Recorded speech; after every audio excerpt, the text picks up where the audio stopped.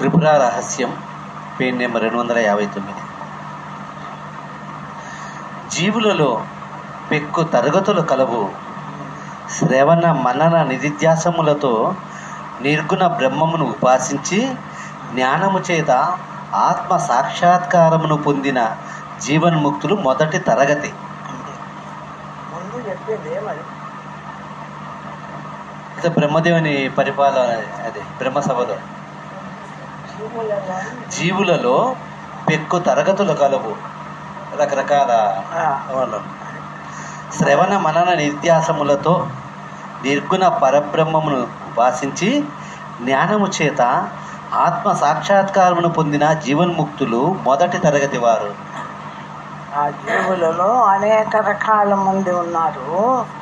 వాళ్ళల్లో బాగా శ్రవణం చేసిన దాన్ని మననం చేసిన దాన్ని నిధ్యాసన చేసి ఆ విధంగా పరమాత్మ స్వరూపాన్ని పొంది తెలుసుకొని ఆ స్థితిలో ఉంటూ జగత్తులో వ్యవహారం చేసుకుంటూ ఉండేవాళ్ళు కొంతమంది ఉంటారు. వాళ్ళు ఉత్తమ జ్ఞానులు అని చెప్తున్నాడు. జ్ఞానము కలుగుటకు పూర్వము వీరిలో కొందరు పెద్ద యజ్ఞములు గొప్ప తపస్సులు చేసి ఉందురు. కొంతమంది ఆ జ్ఞానం కలిగేదానికి ముందు యజ్ఞాలు తపస్సులు ఇప్పుడు చేసేటువంటి కర్మకాండ అంతా ఉంటుంది. అటువంటివి చేసిన వాళ్ళు కూడా కొంతమంది ఉంటారు. కొంతమందికి అవన్నీ చేసిన తర్వాత ఇది వాస్తవం కాదు, వాస్తవమైన స్థితి ఏదో వేరే ఉంది అని అభిప్రాయపడి అవన్నీ చేసిన తర్వాత మళ్ళీ ఆ శుద్ధమైన మనస్సు కలిగి ఉంటుంది. అది చేయడం వల్ల ఆ శుద్ధమైన మనస్సుతో ఎక్కడో ఒకప్పుడు తెలుసుకొని ఇది పరమాత్మ, ఈ పరమాత్మను పొందితే కదా మోక్షము అనేది వచ్చేది అనేటువంటి విషయాన్ని తెలుసుకొని ఆచరించే వాళ్ళు కొంతమంది ఉంటారు అంటారు. ఆ పుణ్యము యొక్క అతిశయము చేత వారు విశ్వ పరిపాలనలో అధికార పదవులందు ఉందు. అదే ఆ పుణ్యం ఎక్కువగా పుణ్యం చేసినారు కదా, యజ్ఞాలు యాగాలు క్రతువులు అన్నీ చేసి ఆ పుణ్యం ఎక్కువగా ఉండడంతో ఈ ప్రపంచం విషయంలో కూడా వాళ్ళు ఎక్కువ పదవులు అంటే ఉద్యోగాలు కాదు, మంచి స్థితిలో రాజుల దగ్గర పండితుగా ఉండడము, ఒక గొప్ప స్థితిలో ఉండడము, ఆ విధంగా ఉంటూ ఉంటారు కొంతమంది ఈ పరమాత్మను తెలుసుకున్న వాళ్ళు అంటారు. విష్ణువు, బ్రహ్మ, ఈశ్వరుడు, లక్ష్మి, సరస్వతి, పార్వతి, ప్రజాపతులు, మునులు, సప్తర్షి మండలంలోని మహర్షులు, వేదవ్యాసుడు మొదలగునవి అన్నీ ఇట్టి పదవులే. వాళ్ళంతా కూడా వాళ్ళకి ఎట్లా వచ్చినాయి అట్లా గొప్ప గొప్ప పదవులు ఉంటే ఇట్లా యజ్ఞయాగాది క్రతువులన్నీ చేసి పుణ్యం ఎక్కువగా సంపాదించిన వాళ్లకు ఎక్కడ అంటే స్వర్గంలో కొన్ని పదవులు ఇస్తారు, మంచి మంచి పదవులు. అటువంటి పదవులు సంపాదించిన వాళ్ళుగా ఉంటారు కొంతమంది అంటారు. వీరు ముక్తులగుటచే ప్రారబ్ధము యొక్క అంతరమునందు శరీరము పడిపోయినప్పుడు, కుండ పగిలిపోయినప్పుడు కుండలోని ఆకాశము చుట్టూను సర్వవ్యాపకమైన ఆకాశంలో కలిసిపోయినట్లు వీరి ఆత్మ కూడా పరమాత్మలో లీనమగును. అంటే వాళ్ళు కూడా ఆ స్వర్గం ఎంతకాలం ఉంటుందో అంతకాలం ఉండి అయిపోయిన తర్వాత స్వర్గం అయిపోయి ఇంకా ప్రపంచం అంతా ప్రళయం వచ్చిపోతుంది కదా, ఆ సమయంలో అప్పుడు ముక్తులైతారు. ఆ పరమాత్మను తెలుసుకొని కొంచెం ఎక్కువ అంటే యజ్ఞయాగాది క్రతువులు చేసి ఎక్కువగా పుణ్యం సంపాదించిన వాళ్ళు కదా, కాబట్టి ఆ పుణ్యంతో స్వర్గంలో పెద్ద పెద్ద పదవుల్లో ఉంటారు. పదవుల్లో ఉన్నంత మాత్రంతో వాళ్లకు ఆ పరమాత్మ ఏమి వచ్చిండదు. కానీ ఆ పుణ్యం వల్ల ఆ అంటే అవన్నీ లయించిపోయినప్పుడు వాళ్ళు బ్రహ్మదేవుడితో సహా ముక్తులు అవుతారు అంటారు. వాళ్ళ అంటే లయం అయిపోతుంది కదా ప్రపంచమంతా, మళ్ళా బ్రహ్మదేవుడు మళ్ళా సృష్టించేస్తాడు కదా. అట్లా సమయంలో వాళ్ళు కూడా లయించి అప్పుడు ముక్తులైతారు అంటాడు. వీరు ఏ లోకమునకు పోరు, ఎక్కడి వారు అక్కడనే పరమాత్మ యందు లీనమగుదురు. అదే వీరు ఉత్తమ జ్ఞానులు. అదే వాళ్ళు ఎక్కడికి పోబడిలే, ఎక్కడ వాళ్ళు అక్కడే పరమాత్మ స్వరూపంలో లీనమైపోతారు. శరీరం ఎప్పుడు వదిలేస్తారో వదిలేస్తూనే అంతటా ఉండేటువంటి బ్రహ్మస్వరూపంలో లయమైపోతారు. వాళ్ళు ఉత్తమ జ్ఞానులు అంటారు. అధికార పదవుల యందు ఉండి వ్యవహరించుచున్నప్పుడు కూడా ముక్తులే, కానీ పదవులను పొందువారందరూ జ్ఞానులై ఉండవలెనను నియమము లేదు. అధికారంలో ఉన్నప్పుడు వాళ్ళకు కొన్ని పదవులు ఇచ్చుంటారు కదా ఆ స్వర్గంలో. ఆ పదవుల్లో ఉన్నప్పుడు కూడా వాళ్ళు ముక్తులుగానే ఉంటారు. అంటే వాళ్ళు పరమాత్మ స్థితి అనే దాన్ని బాగా విచారణ చేసి వాళ్ళకి ఎట్లొచ్చింది అంటే వాళ్ళు యజ్ఞయాగాది కర్తవులు ఎక్కువగా చేసినందువల్ల ఆ విధంగా అక్కడ స్వర్గలోకంలో కొన్ని ఉత్తమ పదవులు ఇచ్చినారు. అంతేగాని ఆ పదవుల్లో ఉన్నప్పుడు కూడా వాళ్ళు వాళ్ళ బ్రహ్మత్వాన్ని వాళ్ళు మర్చిపోకుండా చేస్తూ ఉంటారు. కాబట్టి ఆ దేహం వదులుతుండగానే వాళ్ళ పరమాత్మ స్థితిలో లీనమవుతారు. అటువంటి వాళ్ళు కొందరు ఉంటారు. కొందరు కేవలము యజ్ఞముల చేతను తపస్సుల చేతను పదవులను పొందుదురు. వీరికి పదవీ కాలం ముగిసినంతనే నకుషునకు సర్పజన్మము వచ్చినట్లు జన్మాంతరము తప్పదు.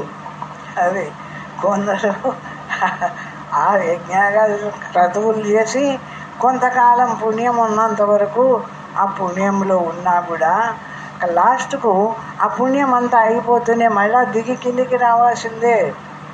క్షీణే పుణ్యే మర్త్యలోకం విశంతి అంటాడు కదా. పుణ్యం ఎప్పుడు క్షీణిస్తుందో మళ్ళా భూలోకంలో వచ్చి పడుతూ ఉంటారు. అటువంటి వాళ్ళు కొంతమంది అంటారు. నకుషునకు సర్పజన్మం వచ్చినట్లు జన్మాంతరము తప్పదు. ఇంకొక జన్మ రాకుండా తప్పదు వాళ్లకు అంటారు. అగ్ని, వాయువు, ఇంద్రుడు మొదలగు పదవులలో ఇట్టివారు అనేకులు ఉందుదురు. అదే అగ్నిదేవుడుగా, వాయుదేవుడుగా ఇంకా రకరకాల దేవతలుగా ఉంటారు. కొంతకాలము వాళ్ళు ఆ ఉత్తమమైనటువంటి కార్యాలు చేసుకున్నారు కాబట్టి. సగుణ బ్రహ్మోపాసకులు 2వ తరగతి. దాంట్లో కూడా బ్రహ్మస్వరూపాన్ని తెలుసుకొని ఆ బ్రహ్మస్వరూపాన్ని ఉపాసన చేసేవాళ్ళు కొంతమంది ఉంటారు. కేవలం పదవులే కాకుండా ఆ పదవులు ఉన్నా కూడా బ్రహ్మస్వరూపాన్ని తెలుసుకొని ఆ బ్రహ్మస్వరూపాన్ని ఉపాసన చేసేటువంటి వాళ్ళు కొంతమంది ఉంటారు. వాళ్ళు పంచాగ్ని విద్యను, శ్రద్ధను, సత్యమును, సగుణ బ్రహ్మమును ఉపాసించిన వారు మరణించినప్పుడు అక్షరాది మార్గమున బ్రహ్మలోకమునకు చేరుదురు. అక్కడ వీరు బ్రహ్మదేవుని వద్ద ఆత్మవిచారము గావించి ఆయన యొక్క పదవీ కాలం ముగిసినప్పుడు ఆయనతో పాటు వీరు కూడా ముక్తిని పొందుదురు. కావున వీరు బ్రహ్మలోకాన్ని నుండి తిరిగి రారు. కొంతమంది పంచాగ్ని విద్య అని ఆ విద్యను అభ్యసించిన వాళ్ళు, ఆ విద్యను తెలుసుకున్న వాళ్ళు కూడా కొంతమంది అట్లా బ్రహ్మలోకానికి పోతారు. బ్రహ్మలోకానికి పోయి బ్రహ్మదేవుడు ఎంతకాలం ఉంటాడో అంతకాలము ఆ బ్రహ్మదేవుడితో సహా ముక్తి పొందుతారు. మళ్ళీ కిందికి రారు. కొంతమంది అట్లా ఉంటారు. సాకారమూర్తులను ఉపాసించిన వారు, యజ్ఞములను చేసిన వారు 3వ తరగతి. ఏదో దేవుడు అంటే ఏదో ఈశ్వరుడు, విష్ణువు, ఏదో ఒక వినాయకుడు, ఏదో ఒక మూర్తిని గురించి, సాకార మూర్తిని గురించి ఉపాసన చేసేటువంటి వాళ్ళు 3వ తరగతి వాళ్ళు అంటారు. వీరు ధూమాది మార్గమున గంధర్వలోకము, పితృలోకము, ఇంద్రలోకము మొదలైన స్థానములకు పోయి అక్కడ తమ పుణ్య ఫలము అనుసరించి భోగములను అనుభవించి పుణ్యము క్షీణించినప్పుడు అక్కడ నుండి మర్త్యలోకమునకు తిరిగి వచ్చి పూర్వ కర్మ శేషము అనుసరించి జన్మలను పొందుదురు. అంతే. వాళ్ళంతా చేసినా కూడా వాళ్ళు పోతారు, స్వర్గానికేమో పోతారు. ఆ స్వర్గానికి పోయి అక్కడ ఒక పుణ్యమైనటువంటి కొన్ని పదవులు ఇస్తారు, ఒక పనులు చేస్తారు.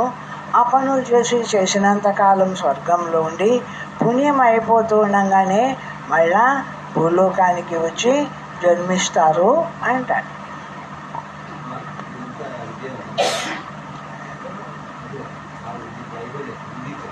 చాలు. ఓం పూర్ణమదః పూర్ణమిదం పూర్ణాత్ పూర్ణముదచ్యతే పూర్ణస్య పూర్ణమాదాయ పూర్ణమేవావశిష్యతే. ఓం శాంతి శాంతి శాంతి. త్రిపుర రహస్య జ్ఞాన ఖండసారము సమాప్తము.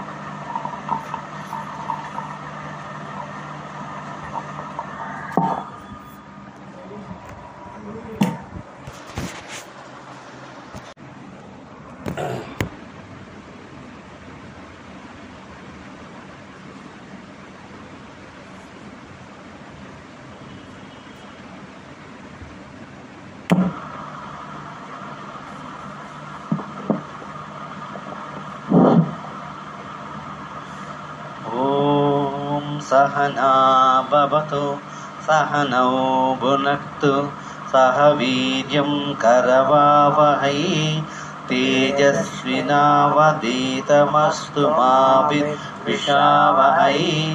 ఓం శాంతి శాంతి. ఈరోజు నుంచి అమ్మగారి డైరీ, 1వ డైరీ.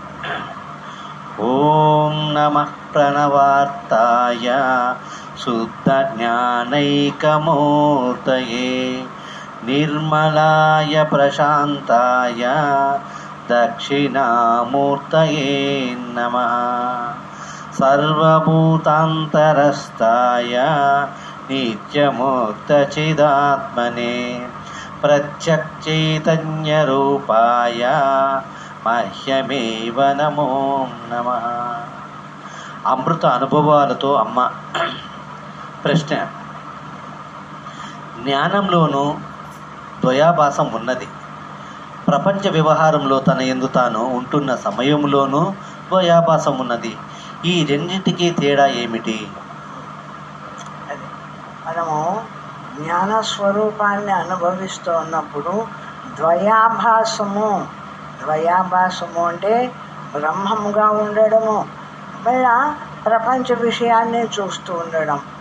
ఇట్లా బ్రహ్మస్వరూపాన్ని పొంది ఉంటారు, బ్రహ్మమాత్రంగా నిలుస్తూ ఉంటారు, బయట ప్రపంచాన్ని కూడా చూస్తూ ఆ ప్రపంచంలో ఏవైనా పనులు ఉంటే అవి చేసుకుంటూ ఉంటారు.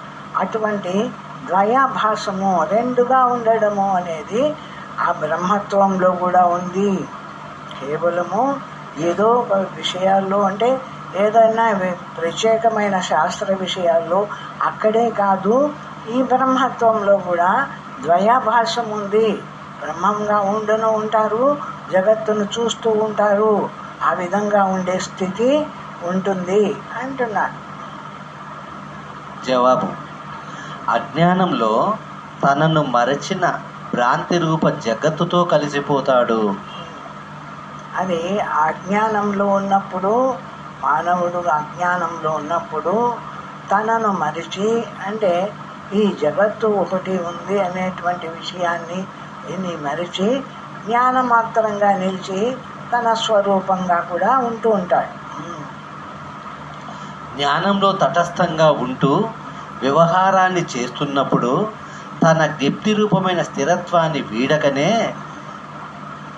అదే జ్ఞానస్వరూపంగా పరమాత్మగా నిలిచినప్పుడు ఎట్లా ఉంటాడు అంటే తన జ్ఞానస్వరూపమైన పరమాత్మ స్థితిని మరవకుండానే అది జ్ఞప్తిలో పెట్టుకొనే ప్రపంచ వ్యవహారాన్ని జరుపుతూ ఉంటారు అంటారు.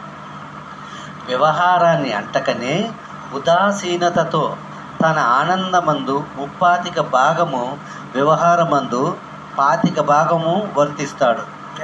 ఆ విధంగా 35% పరమాత్మ స్థితి యందు బాగా పరమాత్మ స్థితి అంటే ఏదో వాళ్ళకు తెలుసు కాబట్టి 3/4 పరమాత్మ స్థితి ఎందే ఉంటూ 1/4 శరీరం నడవడానికి కావలసిన వ్యవహారం జరగవాలి కదా. కాబట్టి ఆ వ్యవహారంలో 1/4 ఉంటూ అట్లా వ్యవహారం చేస్తారు అంట. రెండవ రోజు అనుభవం. జ్ఞాని తనలో తాను కొంతకాలము అజ్ఞాన నిరసన రూప తత్వానుభవంలో స్వాత్మనిష్టలో స్థితుడవుతాడు. కొంతకాలం అంటే అభ్యాసం చెయ్యందే అంతటి వాడు కాలేరు కదా.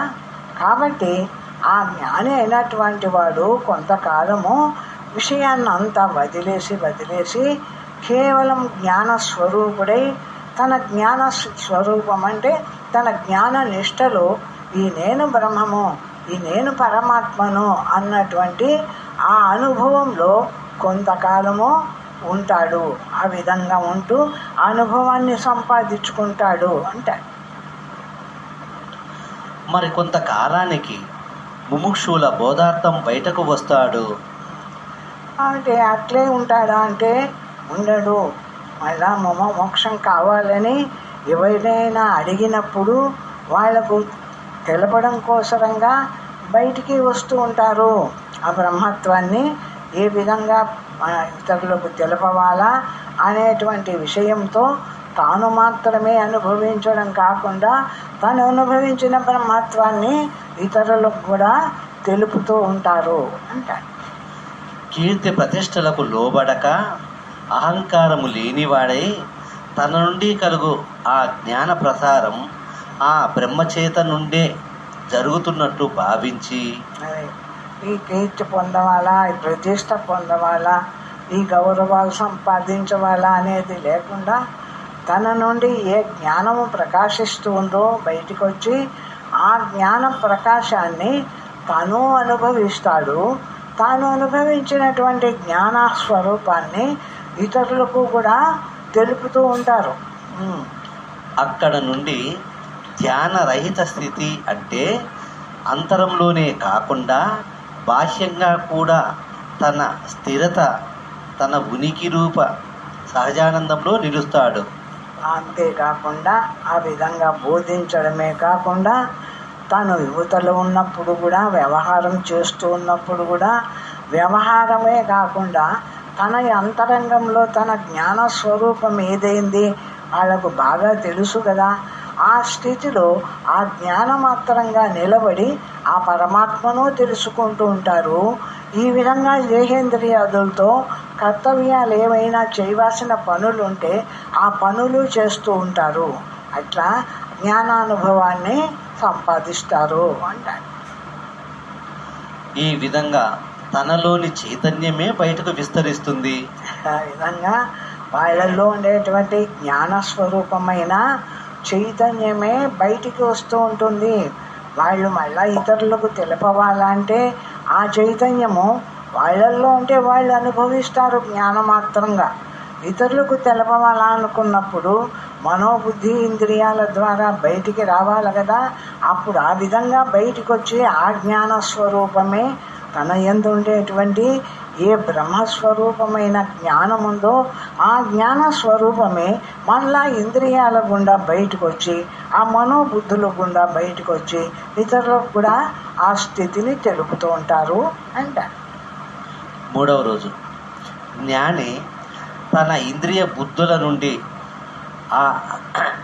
ఆ చైత్య వర్గం నుండి తన స్వరూప చైతన్యాన్ని అనుభవం ద్వారా పొందుతాడు.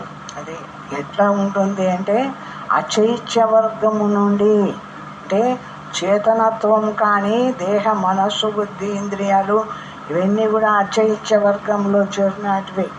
ఈ అచైత్య వర్గం నుండి చైతన్య స్వరూపమైన జ్ఞానస్వరూపము వీటి అన్నిటినీ ప్రకాశింపజేస్తుంది కదా.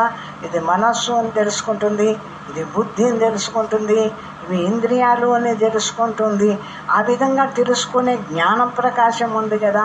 ఆ ఆ జ్ఞాన ప్రకాశమందు నిలబడతారు. ఈ అచైతన్య వర్గమైనటువంటి ఈ దేహము, మనస్సు, ఇంద్రియాలు వీటన్నిటినీ అట్లా పక్కన పెట్టేసి అచైతన్యమైనటువంటి విషయాన్ని అంతా వదిలేసి చైతన్య మాత్రంగా, జ్ఞాన మాత్రంగా నిలుస్తూ ఉంటారు అంట. తిరిగి ప్రపంచ విషయాలలోకి వచ్చినప్పుడు ముందు తనైనటువంటి అస్తిత్వాన్ని, అంటే నేనున్నాను అనే అనుభవాన్ని పనులలో దేనినైనా చూస్తూ ఉన్నాను, చెబుతూ ఉన్నాను, చెబుతూ ఉన్నాను, ఇలాగా ప్రతి పని యందు క్రియారూప సన్నిధానంలో ఏ పని చేసినా పని చేస్తుంటాం, ఇంద్రియాదులతో పని చేస్తాం.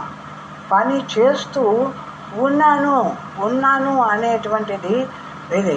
ఈ పని చేస్తున్నాను, ఆ పని చేస్తున్నాను, ఇట్లా చేస్తున్నాను, అది ఉన్నాను అనేటువంటిది లేకుండా ఏ పని చేయను కదా.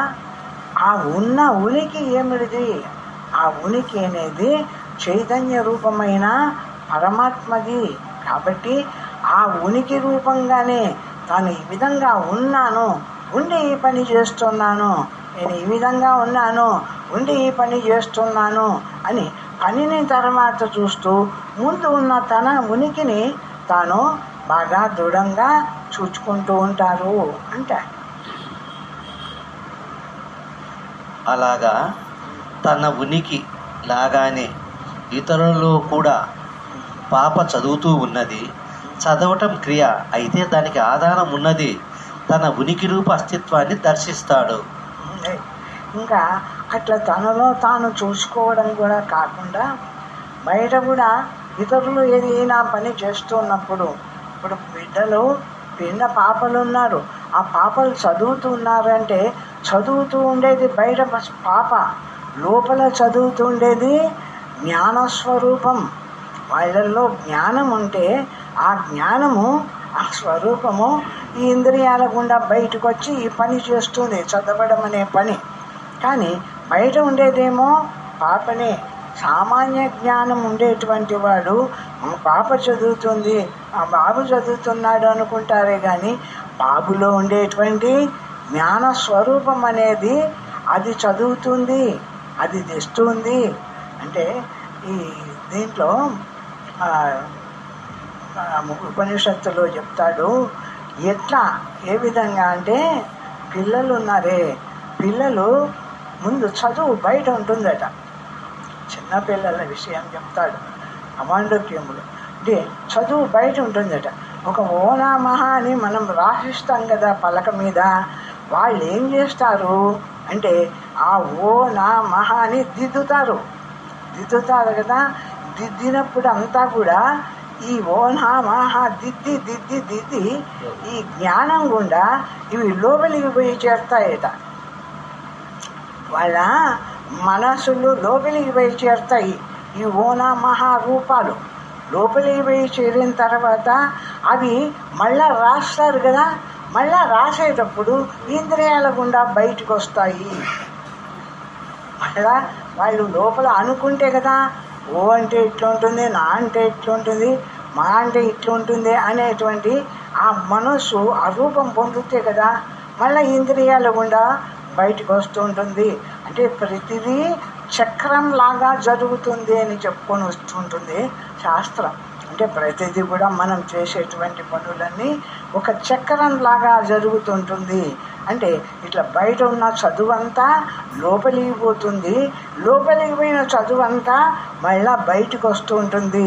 ఆ విధంగా లోపలికి పోయి బయటకు వస్తూ సేరులాగా కొలచబడుతుంది. అంటే మనం ధాన్యం ఎట్లా సేరులో పోసి సేరు నిండుతూనే కానీ మళ్ళా కిందికి పోసి మళ్ళా ధాన్యం కొలుస్తామే, అట్లా ఉంటుంది జ్ఞానం యొక్క స్థితి, పరమాత్మ యొక్క స్థితి.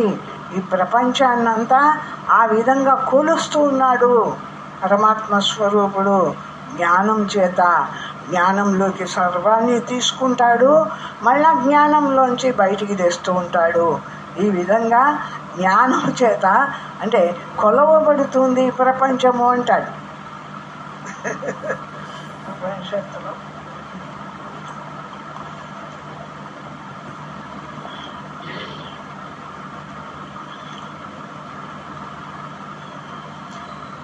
ప్రపంచ వ్యవహారంలో కూడా ఆ జ్ఞాని సమాధిని అనుభవిస్తాడు.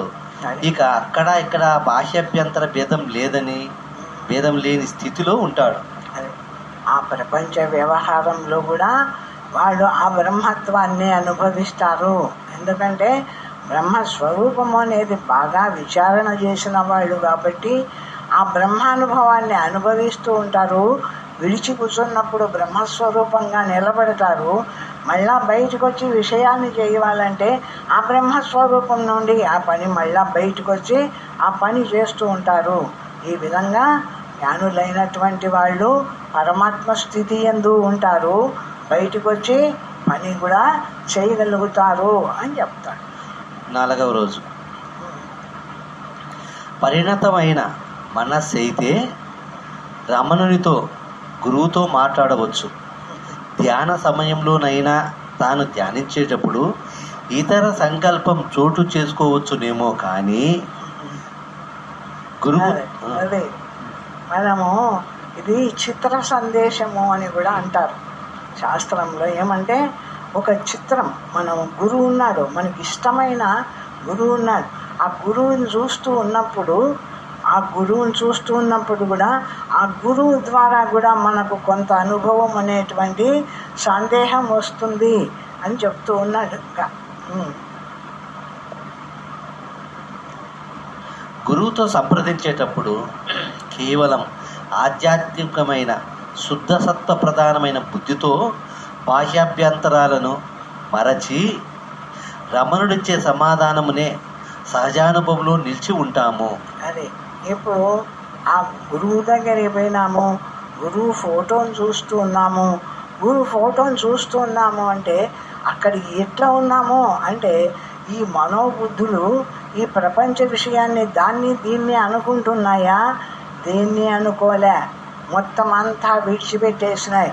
కేవలము ఆ గురువు దగ్గరనే గురువు ఏం చెప్తున్నాడో అది వినడానికి ఆయన వైపు చూస్తూ నిలబడినప్పుడు అక్కడి నుంచి వచ్చేటువంటి గురువు యొక్క సందేశం కూడా మనసులో తెలియబడుతుంది అంట. అది సాధనారూప నిర్వికల్ప సమాధి కంటే అత్యుత్తమము. అదే మనం నిర్వికల్ప సమాధిలో ఎంతసేపు కూర్చుంటాం?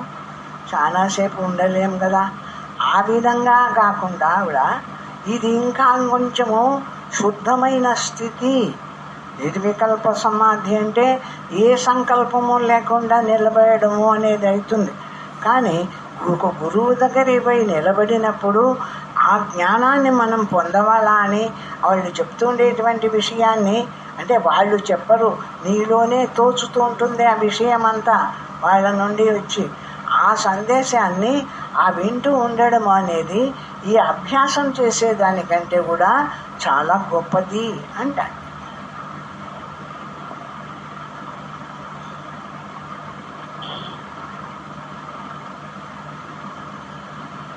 వేగం లేని పశ్యంతి వాక్కు యొక్క మౌనబోధ రూపమైన రమణుని సమాధానుభవం మాత్రమే ఉంటాయి. అది ఎట్లా ఉంటుంది ఆ స్థితి అంటే, ఇప్పుడు మనలో పరా పశ్యంతి మధ్యమ వైఖరి అని మనలోంచి శబ్దము 4 విధాలుగా బయటకు వస్తూ ఉంటుంది. ముందు లోపల ఉండేది నిశ్శబ్ద స్థితి, పరాశబ్దం, అది మౌనం, నిశ్శబ్దం ఏం లేదు. అట్లా మౌనంలో ఉండిపోతాం బ్రహ్మమాత్రంగా నిలిచినప్పుడు, అది నిశ్శబ్ద స్థితి.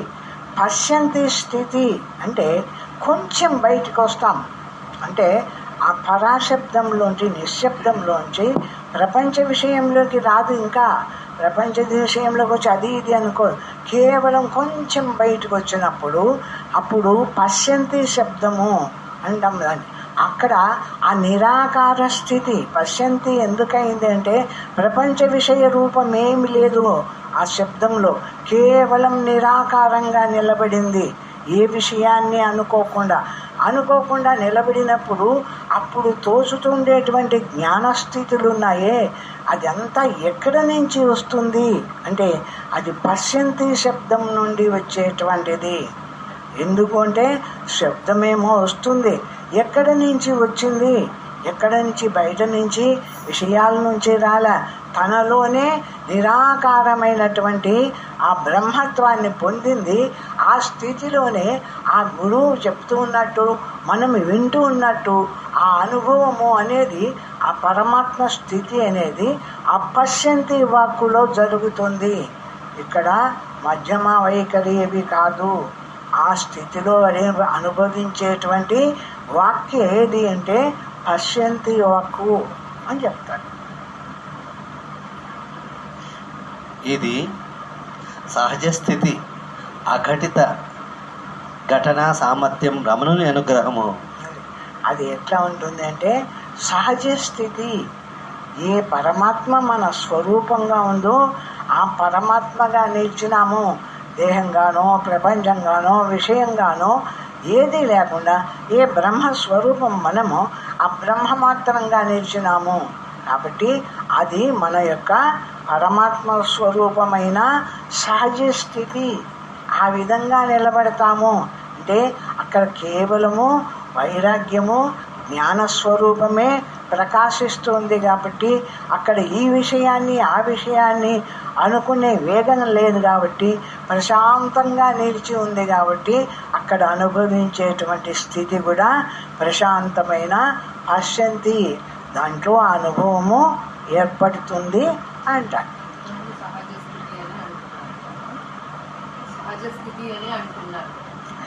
పశ్యంతి కూడా సహజ స్థితి అమ్మా. సహజ స్థితి అంటే తన పరమాత్మ మాత్రమే ఉండే స్థితి. ఆ పశ్యంతి అనేది కూడా కేవలం తన బ్రహ్మ మాత్రాన్నే, తన బ్రహ్మస్వరూపాన్నే విచారించుకుంటూ ఉంటాడు. తన బ్రహ్మస్వరూపమే తెలియబడుతూ ఉంటుంది. ఆ స్థితిలో నిలబడి ఆ స్థితిని అనుకుంటూ గమనిస్తూ ఉంటాడు. అది పశ్యంతి స్థితి.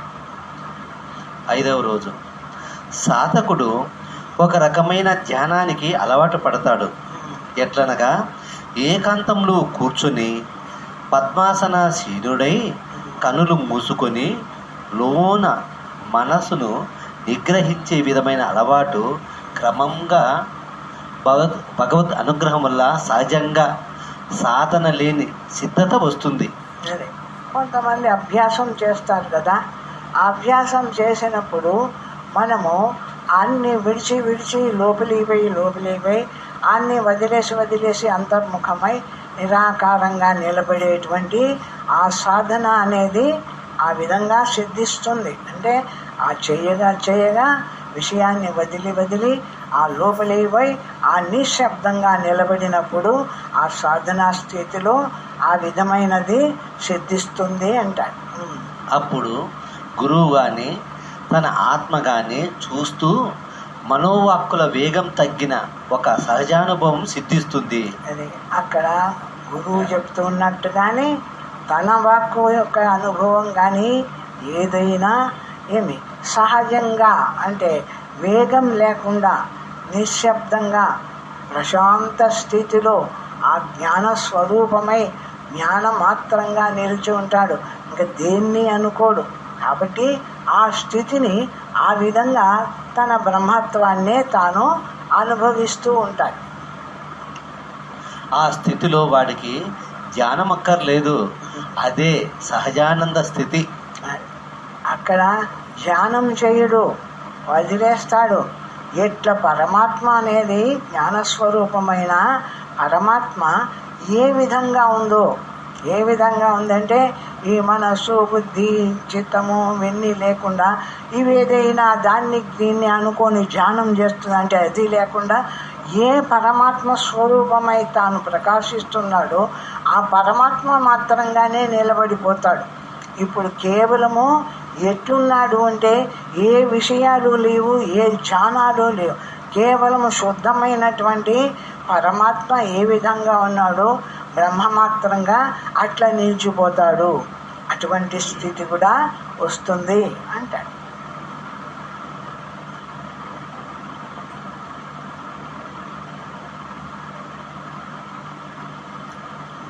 ఆరవ రోజుమా. ఈరోజు సమాధి స్థితిలో మనసు నిగ్రహింపబడిందా లేదు మరి, లేదు, మరి మనసు ఉంది. అయితే ఏ విధంగా ఉన్నదంటే ప్రపంచ విషయం కాని శుద్ధ మనసుగా ఉంది. అట్లా చూచుకున్నప్పుడు మనమే ధ్యానం చేస్తూ మన మనస్సు ఏ విధంగా ఉంది అని మనం చూసినప్పుడు ఈ మనస్సు ఉంది కదా, మనస్సు ఉన్నదానికి ఏమన్నా ప్రపంచంలో ఆ విషయమో ఈ విషయమో అనుకుంటుందా? ఏ విషయమో అనుకోలేదు. కానీ మనస్సు ఉంది, ఏ విషయము అనుకోనటువంటి నిరాకారమైనటువంటి మనస్సు ఉంది. ఆ అనుభవము తెలియబడుతుంది. ఆ విధంగా అంతర్ముఖమై చూసిన వాడికి అంటాడు. ఆ శుద్ధ మనసే బ్రహ్మము. అదే ఆ విధంగా ఏ విషయము లేదు, ప్రపంచ విషయము లేదు, ఏ విషయము లేదు. శుద్ధంగా శుద్ధమైన జ్ఞానమాత్రంగా నిలిచింది కాబట్టి ఆ జ్ఞానస్వరూపంగానే ప్రకాశిస్తుంది. ఇది బ్రహ్మస్వరూపం, జ్ఞానస్వరూపం. కాబట్టి ఆ విధంగా నిలిచిపోయి ఉండడాన్ని కూడా అభ్యాసం చేస్తాడు. ఆ స్థితిలో నిగ్రహించేవాడు అనుభవము అనుభవ రూపుడు లేని కేవల ఉనికి రూప బ్రాహ్మీ స్థితి. అది అక్కడ అనుభవించేటువంటి వాడు అనుభవము వేరే ఉండి, ఒకడు సాధన చేసేవాడు ఉండి ఆ సాధన చేసేటువంటి విషయం వేరే ఉండి ఎట్లా ఉందా? ఏది లేదు. కేవలం ఎట్లా ఉంది? శుద్ధ జ్ఞాన స్వరూపమైన ఏ పరమాత్మ ఉన్నాడో మన స్వరూపంగా పరమాత్మ మాత్రంగా నిలిచి ఉంది. అక్కడ ఏ పని చేయలేదు. ధ్యానమన్నా చేస్తుంది అంటే ధ్యానం కూడా చేయలేదు, ఏది చేయలే, ఉంది. ఎట్లా ఉందో అట్లా ఉంది జ్ఞానమాత్రంగా ఆ స్థితిలో, ఆ పరమాత్మ స్థితిలో అంటాడు. ఇది సమాధి కంటే శ్రేష్టమైన స్వస్థితి. అంటే అది మనమే, అదే స్వరూపమైన ఆత్మ. అది సమాధి స్థితి. సమాధి అంటే మనోబుద్ధులను నిగ్రహించే పని అయినా ఉంటుంది. మనోబుద్ధులను నిగ్రహించలే. ఏ బ్రహ్మము తానో బ్రహ్మమై నిలిచి ఉన్నాడు. కాబట్టి ఆ విధంగా కేవలం బ్రహ్మమాత్రంగా నిలబడిన స్థితి కాబట్టి అది వీటన్నిటికంటే కూడా శ్రేష్టమైంది అంటాడు. 7వ రోజు. ఒకప్పుడు ఆ సహజస్థితిలో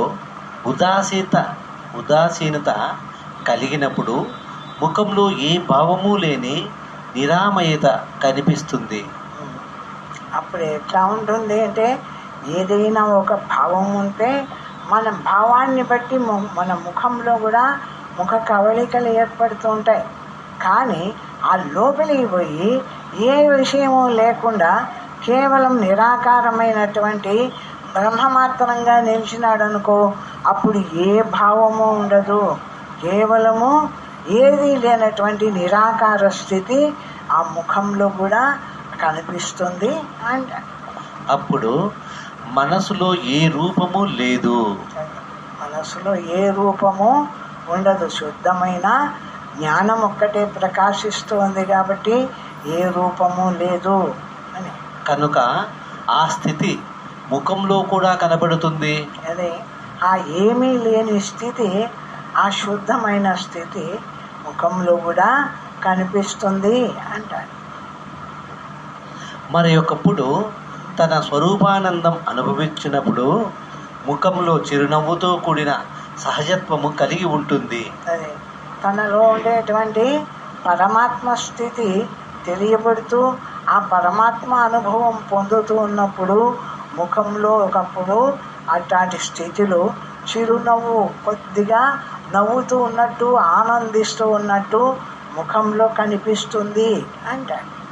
ఎందుకనగా తన ఆత్మ ఆనందరూపుడు కనుక. అదే తన స్వరూపము లోపలికి పోయి నిలిచాడు. ఈ ప్రపంచాన్ని దేన్ని అనుకోలే. శుద్ధమైన బ్రహ్మస్వరూపమే అయి నిలిచినాడు కాబట్టి ఆ బ్రహ్మం ఎట్లాంటిది అంటే సత్తుచిత్త ఆనంద స్వరూపం కదా. ఆ ఆనందాన్ని అనుభవిస్తున్నప్పుడు వాళ్ళ ముఖంలో కూడా అట్లా ఆనందము కనిపిస్తుంది అంటాడు. ఆ ఆనందానుభవము అంతఃకరణకు, దానిని దాటి దేహానికి కూడా వ్యాపిస్తుంది. అదే అప్పుడు అటువంటి ఆనందాన్ని అనుభవిస్తున్నాడు అంటే ఆ దేహంతో అనుభవిస్తున్నాడా, లేక మనస్సు బుద్ధి వీటితో అనుభవిస్తున్నాడా? వీటన్నిటినీ వదిలేసినాడు కదా. అన్నిటినీ వదిలేసిన తర్వాత కదా వాడు బ్రహ్మస్వరూపుడైనాడు. ఎప్పటికైనా వీటన్నిటిని పట్టుకుంటే రూపంగా ఉంటాడు. దేహం భావం లేదు, మనోభావం లేదు, ఈ ప్రపంచ భావము లేదు. ఏ భావము లేనప్పుడు కేవలం శుద్ధమైనటువంటి ఆ బ్రహ్మాన్ని మాత్రమే తెలుసుకుంటూ బ్రహ్మమాత్రంగా నిలబడినప్పుడు అటువంటి ఆనంద స్థితి కలుగుతుంది అంటారు. ఆ చిరునవ్వుతో కూడిన ముఖస్వరూపుడైన రమణుని చూచినప్పుడు ఆయనలోని ప్రశాంతత, ఆ ఆనందానుభవం మనలోకి కూడా ప్రసరిస్తుంది. అది మనం అటువంటి ఫోటోలు ఉండేటువంటి గురువుల దగ్గరే పోయి వాళ్ళని చూసినప్పుడు కూడా అప్పుడు వాళ్ళ ముఖంలో కూడా అటువంటి ఆనందము వాళ్ళ ముఖంలో మనకు కనిపిస్తుంది అంటారు. అప్పుడు బాహ్యాభ్యంతరాలను మరచిన స్వరూపానందమే నిలిచి ఉంటుంది.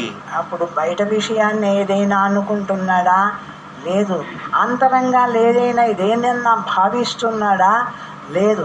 రెండు విడిచాడు కాబట్టి కేవలము ఏ జ్ఞాన స్వరూపమైన ఆనంద స్వరూపమైన పరమాత్మ ఉందో పరమాత్మ మాత్రంగా నిలిచినాడు కాబట్టి అటువంటి ఆనందానుభవము తెలియబడుతుంది ఆయన ముఖాల్లో. అటువంటి ఆనందము చూడండి, రమణ మహర్షిని కూడా ఎక్కడన్నా మనం చూసినప్పుడు అటువంటి ఆనంద స్థితిలో ఉంటాడు. గురు దర్శనంతో దృగ్దీక్ష ప్రసరిస్తుంది. అదే గురువు దగ్గర అంటే ఆ దర్శనం అంటే మనం ఫోటోను చూసినా కూడా వాళ్ళ నుండి కూడా మనకు కొంత బ్రహ్మానుభవ స్థితి, వాళ్ళ నుండి కొన్ని విషయాలన్నీ లోపలికి వచ్చి ఆ విషయాలు తెలియబడి ఆ బ్రహ్మనిష్టలోకి పోతూ ఉంటాము. అది అంతా కూడా ఆ గురువు యొక్క దృగ్దీక్ష. వాళ్ళని చూచినందువల్ల, ఏకాగ్రంగా వాళ్ళ దగ్గర నిలబడినందువల్ల మన విషయాలన్నీ వదిలేసి కేవలం వాళ్ళని చూస్తూనే నిలబడినాం కాబట్టి అప్పుడు వచ్చినటువంటి వాళ్ళ నుండి వచ్చినటువంటి సందేశము మనకు ఆ అనుభవాన్ని ఇస్తుంది. ఆ విధమైన అనుభవం కూడా ఏర్పడుతుంది అంటారు. 8వ రోజు ఆ స్వరూపానంద స్థితి కూడా మన భావనను బట్టి ఉంటుంది. ఆ పరమాత్మ స్థితి కూడా మన భావాన్ని బట్టి ఉంటుంది. అంతటా ఉన్నాడు పరమాత్మను, నేనే పరమాత్మను, ఇదంతా ఏది కాదు కేవలం బ్రహ్మమే ఉందని ఏ భావాన్ని నువ్వు అనుకుంటున్నావో ఆ విధమైన స్థితిలో ఆ మనస్సు ఆ రూపాన్ని పొంది ఆ బ్రహ్మభావాన్ని పొంది ఆ ఆనందానుభవాన్ని అనుభవిస్తుంది ఆ స్థితిలో అంటాడు. ఎట్లనగా నాకు కోపం వచ్చింది, నాకు దుఃఖం వచ్చింది, నాకు సంతోషంగా ఉంది అని మన భావనను బట్టి మనము ఆ అనుభవాన్ని పొందుతాము. అదే మన ముఖాల్లో వస్తుంది కదా. నాకు కోపం వస్తుంది అంటే కోపం వచ్చిన ముఖం ఏర్పడుతుంది. నీకు సంతోషంగా ఉంటుంది అంటే సంతోషంగా ఉన్న ముఖం వస్తుంది. నాకు దుఃఖం వస్తుంది అంటే దుఃఖం కలిగిన అంటే లోపల ఏ ఏ భావాలు ఉంటాయో ఆయా భావాలు ముఖంలో కనిపిస్తాయి కదా. ఆ విధంగా ఈ బ్రహ్మ భావం కూడా పరమాత్మ భావం కూడా వాడు లోపలికి పోయి ఆ బ్రహ్మ మాత్రంగా నిలిచినప్పుడు ఆ భావం నుండి ఆ ఆనందము అనేది వాళ్ళ ముఖాల్లో కూడా ప్రదర్శింపబడుతుంది అంటారు. అలాగే నేను బ్రహ్మమైనాను, నేను ధ్యానాన్ని చేస్తున్నాను, నా హృదయం ఇప్పుడు పవిత్రమైంది, నాకు గురు అనుగ్రహం కలిగింది, నేను సదా ముక్తుడను. ఆ విధంగా అనుకుంటాడు. ఆ జ్ఞాని అయినటువంటి వాడు తృప్తి చూడు, నాలో ఎటువంటి జ్ఞానం కలిగి ఆ గురువు అనుగ్రహం కలిగి ఆ బ్రహ్మము యొక్క సాక్షాత్కారం కలిగింది కదా. ఇప్పుడు ఆ బ్రహ్మ సాక్షాత్కారంతో నేను చూడు ఎంత ఆనందంగా ఉన్నానో, హాయిగా ఉన్నానో అనేటువంటి అనుభవము వాళ్లకు తెలియబడుతుంది. ఎన్ని అనుభవాలు బాగుంటే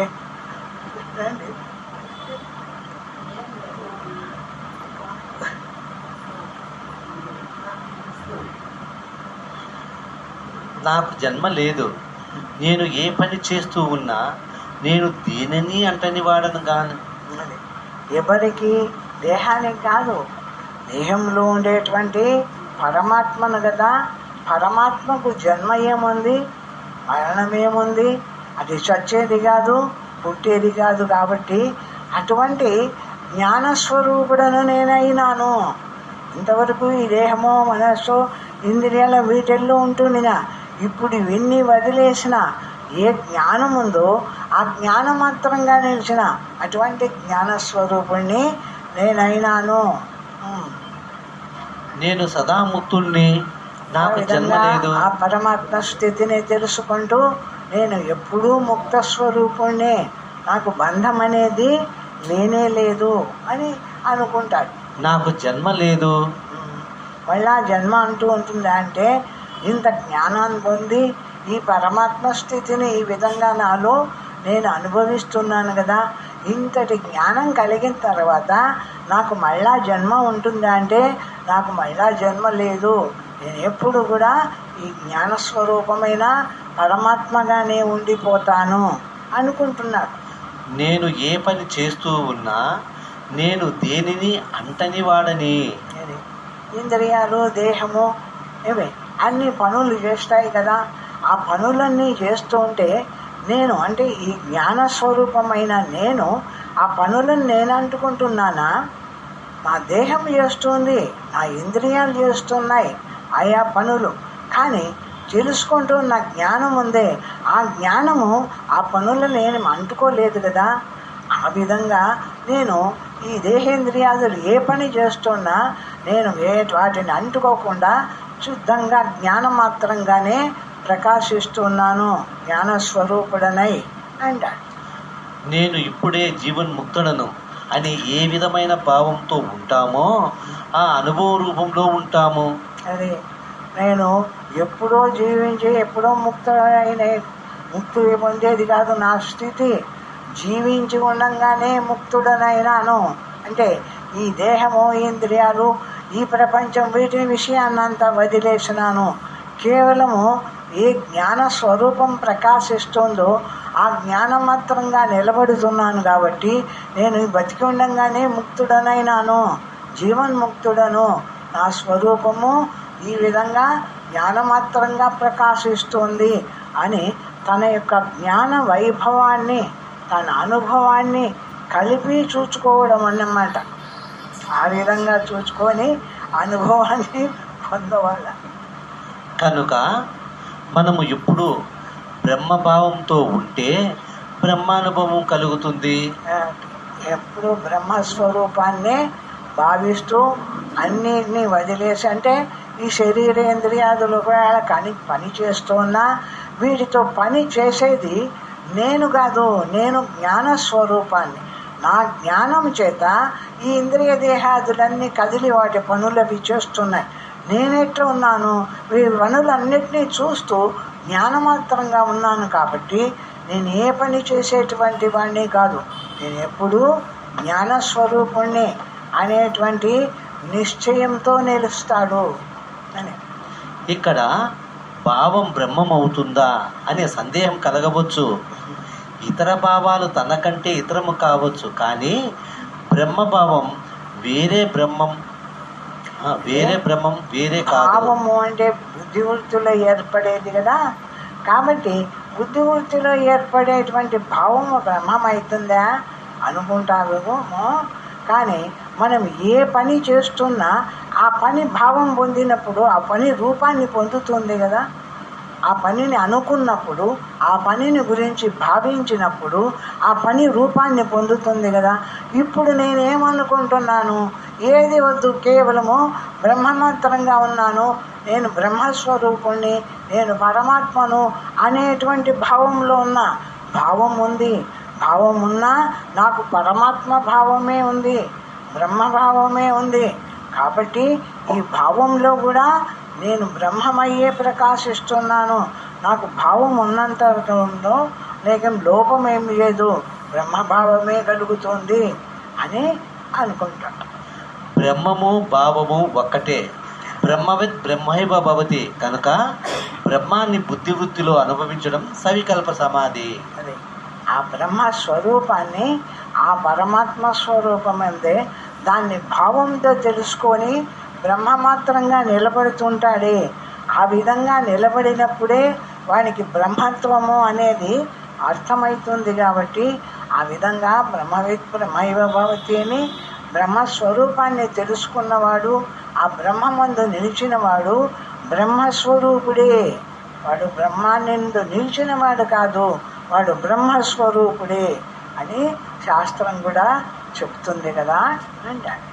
9వ రోజు మనము సహజ స్థితిలో ఉన్నప్పుడు మన మనసు శారీరకంగా కూడా హృదయంలో ఉంటుంది. హృదయంలో ఉంటుంది. అక్కడ నుండి వెలికి చూస్తూ ప్రపంచ విషయంలో వర్తిస్తుంది. అక్కడ ఇప్పుడు మన చూపు కూడా ఇప్పుడు పరాపర్శంతి మధ్యమ వైఖరి అని చెప్పినప్పుడు మనము విషయము ఏదైనా పూర్తిగా గమనించవాలా అనుకున్నప్పుడు మన నేత్రాల ద్వారా ఈ జ్ఞానము పూర్తిగా విషయ రూపమవుతుంది. ఇప్పుడు బయటకు వచ్చేసిందన్నమాట. ఈ జ్ఞానం విషయ రూపమైంది. ఆ విషయం వద్దనుకున్నావు, నీవుగా నిలబడవాలనుకున్నావు, అన్ని వద్దనుకుని జ్ఞానం వెనక్కి వచ్చింది. జ్ఞానమాత్రంగా నిలిచింది. ఇప్పుడు ఎక్కడ ఉంది అంటే ఏ స్వరూపమైన స్థితి ఉందో స్వరూపం అందే ఉంది, కానీ ఇది బయట విషయం దగ్గర లేదు. కాబట్టి ఆ విధంగా ఆ జ్ఞాన స్వరూపం అనేది కనుక కూడా కొన్ని తారతమ్యాలు ఉన్నాయి. ఇప్పుడు ఏదైనా మనం చూస్తూ ఉన్న దాంట్లో మనకు బ్రహ్మత్వం తెలియబడుతుంది. ఇప్పుడు బయటనే ఉంది మన బుద్ధి వృత్తి, బ్రహ్మరూపాన్ని పొందింది. అక్కడ ఆ పిల్లవాడు అది చేస్తూ ఉంటే వీడిలో ఉండేటువంటి జ్ఞానం చూడు ఎంతగా ప్రవర్తిస్తుందో అని ఎట్లా చూస్తున్నామంటే వానిలో ఉండే జ్ఞానాన్ని బయట నుండే చూస్తున్నాం. ఇక్కడ బ్రహ్మత్వం పొందింది, ఎట్లయినా బ్రహ్మత్వం పొందుతుంది.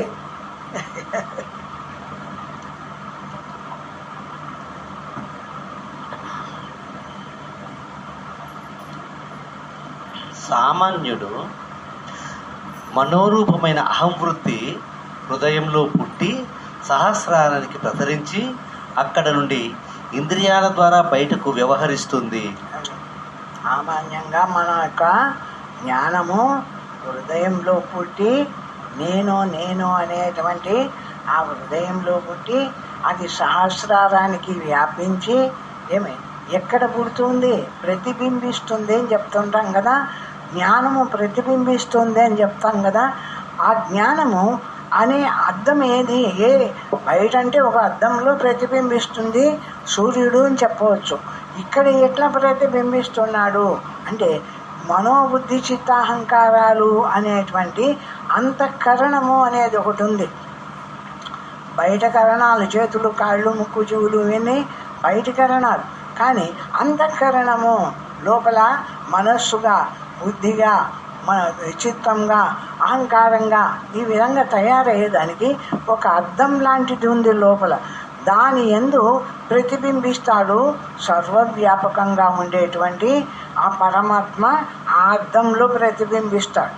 ఆ అద్దంలో ప్రతిబింబించిన తర్వాత అక్కడ నుంచి ఇంద్రియాల ద్వారా ఈ 72,000 నాడులు ఉంటాయి మన శరీరంలో. ఆ 72,000 నాడుల ద్వారా మళ్ళా ప్రసరించి బయటికి పోవస్తే బయటికి పోతుంది. సహస్రారాన్ని చేరవాలంటే అంత విడిచేసి కేవలం బ్రహ్మమాత్రంగా సహస్రారాన్ని చేరుతుంది.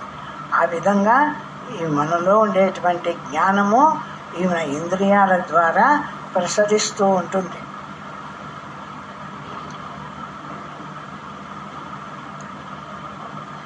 కానీ జ్ఞాని యొక్క మనసు ఎక్కడ పుట్టిందో అక్కడ నుండి జగత్తును చూస్తుంది.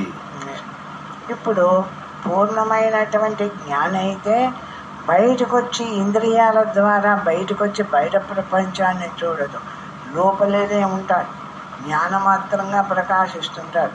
అక్కడ నుంచే ప్రపంచాన్ని చూస్తుంది. అంటే హృదయం నుండి ప్రపంచాన్ని చూస్తుంది, హృదయం నుండి మాట్లాడుతుంది, హృదయం నుండే వింటుంది. అంటే వాళ్ళ జ్ఞాని యొక్క మనస్సు ఎప్పుడు కూడా ఈ తలలోకి ప్రసరించి ఇంద్రియాల్లోకి ప్రసరించి అక్కడి నుంచి బయటికి ప్రసరించదు. కానీ ఎక్కడ ఉందో ఏ జ్ఞానస్వరూపం ఎక్కడుందో అక్కడి నుంచే బయట విషయాన్ని గ్రహిస్తూ ఉంటుంది. ఆ విధంగా జరుగుతుంది పూర్ణ జ్ఞానమైనటువంటి వాళ్లకు. ఆ స్థితిలో నేత్రాలలో దృష్టి కూడా రెప్పలాడక దృక్కుమాత్ర స్వరూపుడైన అర్ధనిమిలిత నేత్రాలతో సహజమైన ఉనికి మాత్రుడై జగత్తులో వ్యవహరిస్తాడు. దీనిని రూపం ఎట్లా ఉంటుంది అంటే ఈ నేత్రాల్లోకి వచ్చింది కదా, అది హృదయంలో నుంచి నేత్రం దగ్గరికి వచ్చింది కదా. అప్పుడు నేత్రాలు అనేటివి కూడా బాగా కళ్ళు తెరుచుకొని అంతా చూసినట్టు చూడు, ప్రశాంతంగా ఒక నిమీలిత నేత్రాలు అంటుండే అట్లా కొంచెంగా తెరుచుకొని అక్కడికి మాత్రమే వచ్చి ఈ ప్రపంచాన్ని చూస్తుంది అవసరమైనట్టయితే. లేకుంటే ఆ పరమాత్మనే చూచేటుకుంటే అక్కడికి వచ్చి కూడా తన పరమాత్మ స్థితిలో తాను నిలబడి ఉంటుంది. ఆ విధంగా ఉంటుంది మనలో జరిగేటువంటి ఆ జ్ఞానం యొక్క ప్రసరణ అని చెప్తున్నారు. దీనిని సహజ సమాధి అంటారు. ఇది సహజ సమాధి అంటే వాడు ఏదో ఎక్కడికో పోయి అణిగిపోయింది కాదు, ఉన్నాడు. ఏ బ్రహ్మం ఏదుందో బ్రహ్మ మాత్రంగానే ఉన్నాడు. అయితే ప్రపంచమంతా అయినాడా? ప్రపంచమంతా కాదా, కేవలము ఆ దేహంలో మాత్రము ఆ నేత్రాల యందు మాత్రమే జ్ఞానం మాత్రంగా నిలిచి ఉన్నాడు. కాబట్టి ఆ విధంగా విషయాన్ని అంతగా పొందలేదు. కాబట్టి సహజంగా తన జ్ఞానం ఎట్లా ఉందో ఆ జ్ఞానం మాత్రంగానే నిలిచి ఉన్నాడు. కాబట్టి ప్రశాంతంగా నిలబడి ఉంటాడు ఆ నేత్రస్థానంలో మాత్రమే అంటారు. ఆ స్థితిలో నేత్రాల యందు ఒక విధమైన చల్లదనాన్ని కూడా అనుభవిస్తాడు. ఎట్లుంటుంది ఆ స్థితి? కాసేపు అట్లా చూసినప్పుడు ఈ ప్రపంచంలో చూసినా కూడా ప్రపంచాన్ని కూడా భావించాడు కాబట్టి ప్రశాంతంగా ఉంటాడు. కాబట్టి నేత్రాలన్నీ కూడా చల్లగా అవుతాయి, చలవను ప్రకాశిస్తుంది, అక్కడ చల్లగా తయారు. ఆ విధంగా అంటే ఈ మనసు వేగం లేదు కదా, కేవలం నిలిచి ఉంది, కేవలం ఆ నేత్రస్థానంలో మాత్రమే ఉంది. కాబట్టి ఏ విషయాలను అనుకోలేదు. కాబట్టి నేత్రాలు కూడా చల్లగా ఉంటాయి. అక్కడ అనుభవము శారీరకంగా కూడా తెలియవచ్చు. ఆ ప్రశాంతత 72,000 నాడులకు వ్యాపిస్తుంది. అది ఆ ధ్యానము ఆ విధంగా ఆ నిలిచిపోవడము అనేటువంటి ఆ నిలకడ స్థితి ఉందే, ఆ నిలకడ స్థితి 72,000 నాడులకు ప్రసరిస్తుంది ఆ చల్లదనం. అందుకే జ్ఞాని విషయాల్లోకి అందరూ వచ్చినట్టు గబగబా రాలేడు. ఎందుకంటే ఆ లోపల ఉండేటువంటి ఆ జ్ఞానం ఉందే అది అన్ని విషయాల్లో అన్ని ఇంద్రియాల్లోకి వ్యాపించి చల్లబడిపోయి ఉంటుంది, ప్రశాంతంగా ఉంటుంది. ఆ విధంగా మన హృదయం నుంచి 72,000 నాడులు శరీరం అంతా వ్యాపిస్తాయి. ఎప్పుడు ఆ హృదయంలో నిలిచి ఆ ధ్యానం చేస్తూ ఉన్నామో ఆ ధ్యానం యొక్క ఆ చలవ ఆ 72,000 నాడులకు కూడా వ్యాపిస్తుంది. అట్టి స్థితిలో బయట గురు రూపంలో ఉన్నట్టి ఆత్మ తన హృదయంలో నిండిపోతాడు. అప్పుడు ఎదురుగా గురువును చూస్తుంటాం కదా, గురువు దగ్గర గురువు ఫోటో దగ్గర, అప్పుడు ఆ గురువు హృదయం అంతా నిండిపోతాడు ఆ ప్రశాంత స్థితిలో అంటారు.